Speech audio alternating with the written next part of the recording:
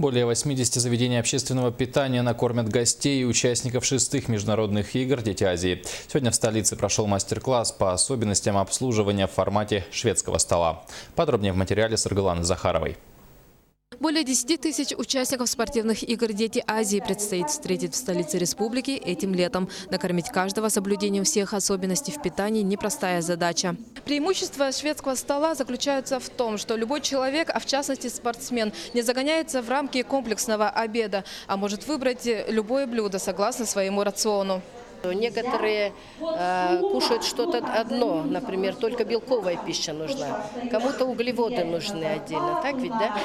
При комплексном это сложно как-то просмотреть, правильно? Там, что всем одновременно идет.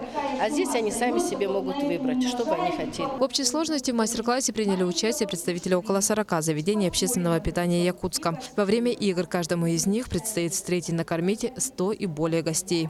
Такие мастер-классы дают более как организовать правильное питание. Мы будем обслуживать по типу комплекс.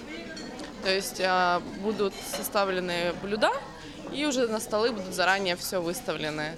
Это уже третий мастер-класс для работников общепита в рамках подготовки к играм «Дети Азии». Обучение продолжит на следующей неделе. Очередной мастер-класс посвятят особенностям национальной кухни Востока и Азии. Саргалана Захарова, Василий Слепцов, НВК «Саха», Якутск.